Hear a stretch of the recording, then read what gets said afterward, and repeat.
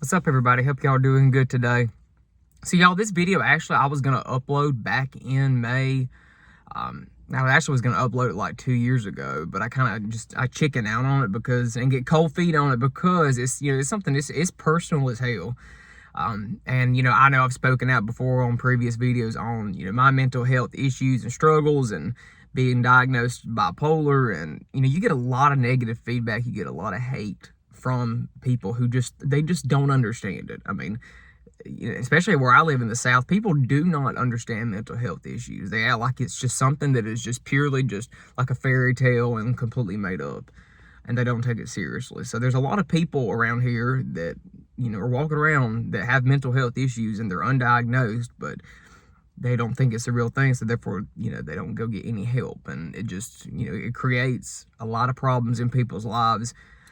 So hopefully this video will kind of educate people who may not be, may not understand certain things, or may help someone who is going through something like this, because it does get better, it does get easier.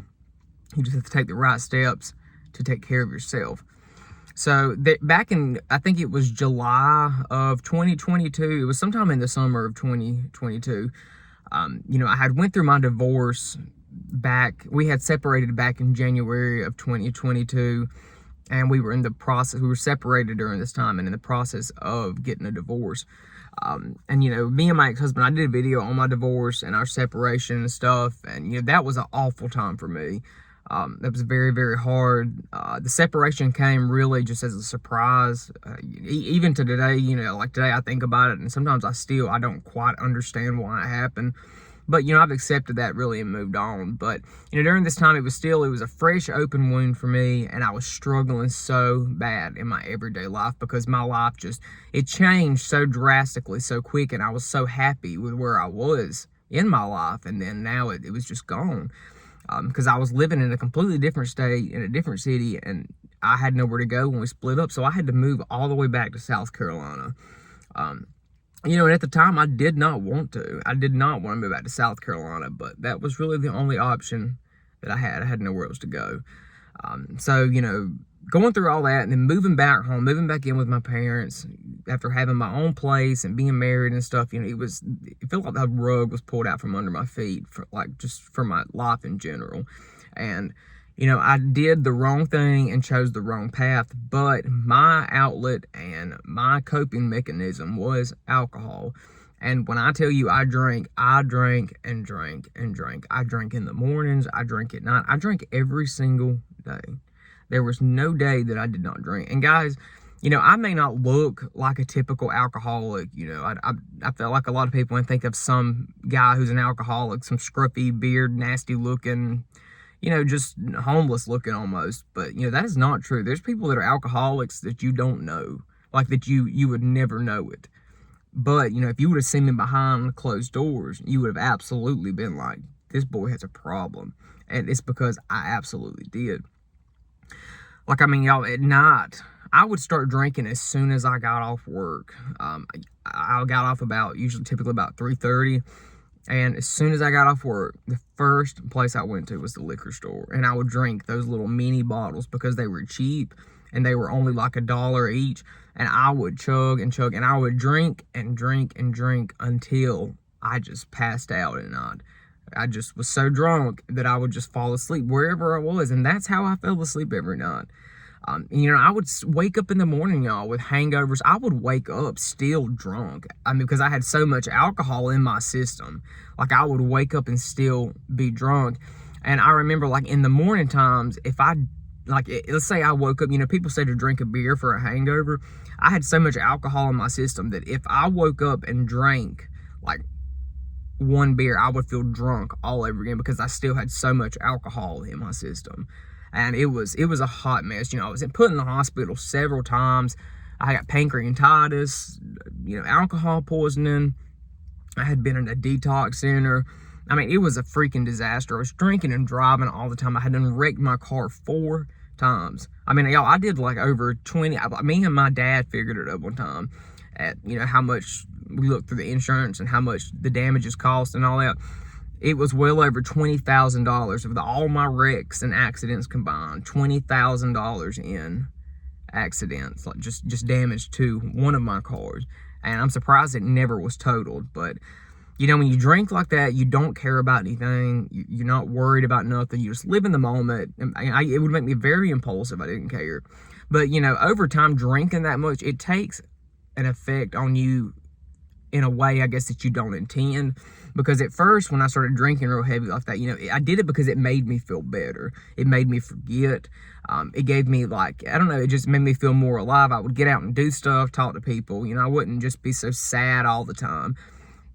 But after a while, it's like the total opposite started happening. And it's like I just was so depressed. It made me worse. And then it got to the point to where it was making me, I felt like I just didn't want to be here anymore. And I'm trying, also on, talking about this stuff, I'm careful what words I want to say on here, because I know YouTube is so funny about some words. So, I'm going to hint around and stuff, but I'm sure y'all can kind of pick up on what I'm talking about. But, I just got to the point where I didn't want to be here anymore. I had spiraled down. I had spiraled out of control with alcohol. My life was a complete disaster. And it just got to the point to where I couldn't take it anymore. And I knew that I wanted to do that I wanted to get out of this. So, I had everything planned out on how I wanted it to go, what I wanted to do. And, actually was talking to someone at the time as just a friend. It was someone that I had met. We had met on Tinder, and he was a real nice guy. And, I kind of opened up to him about it. And when he told me to, come over there anytime that I wanted to, and, talk to him, that he understood and all this. Well, I don't remember how much longer. It was probably like a week or so later, I decided to go over there. And, of course, I had been drinking before I went. So I drove 2 hours to where he was at near Atlanta, wrecked my car, tore the whole front end bumper off of it, but it was still drivable, drove it to his house. It hadn't pulled up in there with no bumper, no front end on my car, basically. Got out, I saw what I had done. And, at that point, that's really when I decided. I was like, I'm done with this. I don't know what it was about that moment, but I was like, I'm done with life. I don't want to do this anymore. And so, I just kept on drinking. I was like, why do I care anymore? Just keep going. Well, some of this stuff I don't really remember real good because all the alcohol and stuff, but I just remember opening up to him about how I was feeling. And that I just didn't want to be here anymore. And he could tell that I was serious, because I do know people, y'all, that they fake that whole thing trying to get attention, and they're not going to do anything. They just want attention from people. But he could tell this was not one of those. And, it absolutely was not. I mean, I was being absolutely serious. Well, we got to talking about stuff, and, the next thing I just remember, I was just I told him I wanted to go lay down in his bedroom, and he didn't want to leave me by myself. So, he came out there and talked to me, and he finally talked me into going to the emergency room and talking to someone, about what I was dealing with and about my mental health and stuff, because at the time I did not have insurance. So, I agreed to it, and then I went there and I started talking to this lady, and it's like I just let the floodgates open, and I cried. I told her everything that was going on, and I told her that I really did want to get help, but I told her how I was feeling and that I did not want to be here anymore, and that, if I didn't get help, I probably, something would happen. I really had that feeling inside me. So, and one thing led to another, and, I got committed into somewhere I think I was in there for 9 days. The first step they did was they put me in a room in the ER I just laid in a bed, and there was no windows. There was a TV that was surrounded by plastic, but it didn't work. And I laid in there forever, y'all. I mean, it was so boring. Oh my God, that was the boringest shit I have ever dealt with in my life. I didn't know what to do with myself. I had no phone. I had nothing. I mean, you just lay there in your own misery. Well, they finally came and picked me up, and they transported me like 2 hours away to like this clinic, I guess you would call it. It was 2 hours out of Atlanta towards Alabama. And I was placed there for like 8 or 9 days. And I remember being there, y'all, and when I first got there, just how sad I felt, because it was so, it made it actually worse to know that I was going to be locked in here for that long, with not really any way of communicating. I couldn't see my family. couldn't see my friends. We had a phone in there, but if you didn't remember the number to call someone, then, you were out of luck. Just, thank God I remembered the number to my mom's cell phone. And so, I would call her and talk to her. And, they were worried about me, but they were glad that I kind of spoke up and I actually went and got help. And also while I was being in here for, the mental health issues, I was also being treated for alcohol abuse. And, they had me on medications and, they were trying to help me get clean. But, I feel like a lot of people, a lot of people actually, y'all, was in there with me. It was not just me and like a couple people. It was a lot of people. I was so shocked at the people that were having the same issues as I was. And, I realized then this is not as uncommon, I guess, as I thought it would be. Because there was people in there that were younger than me. I think at the time I was like 27 or 28. There were people in there that was like 18 years old. And there was people in there that were like in their 50s. And people from all steps and areas of life and all different kinds of backgrounds. And actually being in there, I actually made some friends, surprisingly. I don't know, it's like it really opened my eyes a lot on how common these issues are in people and how they're everywhere. I thought I was alone in that. I thought, nobody's going to understand me. My life is just gone to hell. I'm never going to get past this. I'm never going to get through this. But that was not the case at all. I actually made some very good friends there that I still actually talk to sometimes. We don't hang out and stuff because, everybody in there was from different areas. The area I'm from where I live now to where I was placed at is like 4.5 hours. So that's not really something that's doable to go back and forth all the time, like to hang out with people. But we do keep in contact sometimes. We're friends on Facebook, Snapchat, all that, we check in on each other. But, I'm glad that I did take the step and actually go do that, because doing that really, really helped me a lot. And by, and the way that it helped me was that it made me realize that it is okay to speak up and to talk about people. Yes, while I was there, especially at first, y'all, it was hard. I had a room that I had to share with 2 other people in a small bed. We were fed at certain times and the food was not the best. They did the best they could. They would come in and check up on us in the middle of the night, wake us up. But, at the same time, it was hard to sleep. And, we had a TV with just certain movies we could watch and coloring books. And, doing that for 9 days, it's not easy. You really have to. It really worked on my patience a lot. I had to learn some different ways to entertain myself mentally. And so, I remember I just journaled a lot and I drew a lot of pictures and stuff. But I just remember, y'all, when I came out of there, I was so proud of myself. I felt so much better in general because I had been clean off alcohol for over a week. I had been, the food they were feeding us, I had been eating regularly, eating healthy. I felt like that whole week I had really taken better care of myself. And I could tell the biggest difference when I got out of there. And, at that time I was smoking cigarettes too. So I had went, that long with no nicotine. And, so I was proud of that too. I was like, well, I quit smoking. I just quit drinking, blah, blah, blah. And when I left there, I feel like a brand new man. I feel like I was unstoppable. And, it really, at first I was scared about going because I thought that, I don't know, for some reason I just had this image of like being locked up in a cell and being treated like a dog at the pound. But, they treated us so well. They were so kind and so nice to us. And, it's nothing like, I guess, what people tried to make it out to be.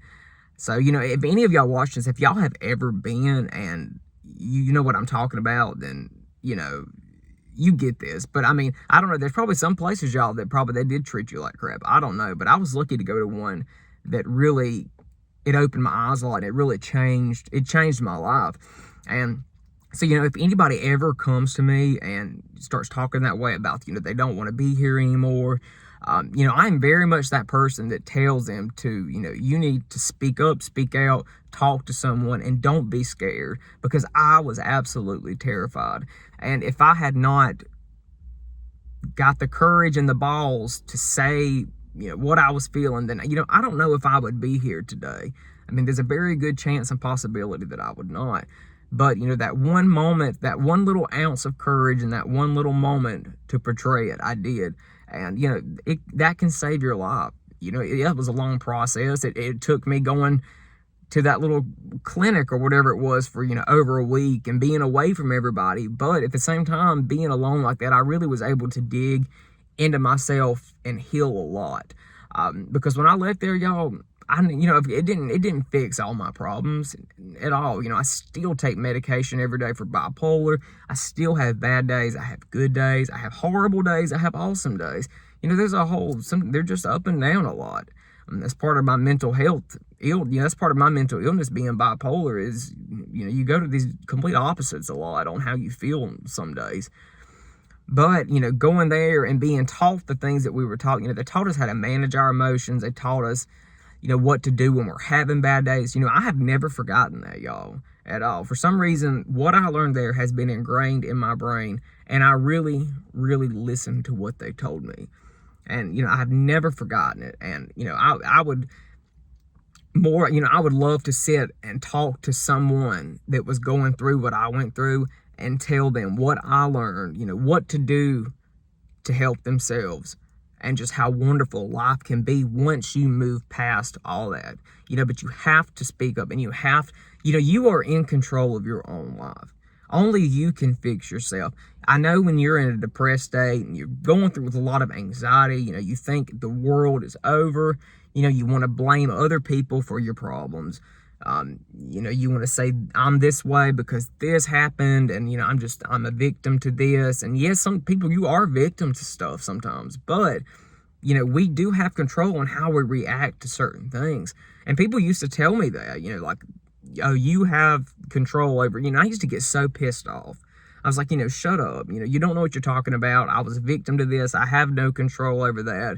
You know, I'm so consumed in all this. But when you're in that state of mind, you're not thinking straight. You're not thinking clearly at all. So, you know, you get in a very, very dark place, and it alters and warps your reality in a way that you just, you know, you're not rational. You don't make good decisions. You just react off how you're feeling. So, you know, when you really sit down and take a look inside of yourself, you know, life can really, really change for the better. And sometimes it takes going through some really bad stuff to get to a place that's really good. So, you know, I look back at that time that I was committed in that clinic. You know, beforehand it was horrible, but now, you know, that's been like it's been 3 years ago. Yeah, right at 3 years. You know, I look back and it's somewhat of a good memory in a way, because I realized then that that's kind of when I did get some of my freedom back, is when I really got professional help and really just kind of took control of my life and did what I had to do to feel better. And that is not always easy, guys. So, you know, if any of y'all are going through this, or y'all have been through the same thing that I have, or, you know, you're curious about more about what, you know, what goes on in these places, you know, it's really not that bad, y'all. It's scary at first. It's just really at the beginning, it's very, very scary. And, you know, that is completely understandable because I was terrified. So, guys, if y'all are having any problems like that, please speak up, speak out. Really go talk to someone, because your life is a lot more valuable than you think, and more valuable than you will ever know. And there are people out there who absolutely love you to death. I was in a place I didn't think my life was worth anything, and I didn't think there was nobody that loved me at all. I thought I was just a piece of trash, but that was not true. And I'm so glad that I did not listen to those negative beliefs and negative thoughts that I had going on in my mind, because I don't know if I would be here today. So, guys, just remember, love yourself, take care of yourself, and give yourself the respect, give yourself everything that you deserve, because life is short, and, you know, you really need to make the best of it as much as you possibly can. So, guys, thank you for watching this video. I'll be back shortly, probably in about a week or a few days or whatever, or something else. It just depends on my schedule. Thanks for watching my channel, y'all. Thanks for reaching 10,000 subscribers. I was so excited and so happy about that. So my next goal is 20,000. So bye, guys. Y'all have a good week. I'll see you.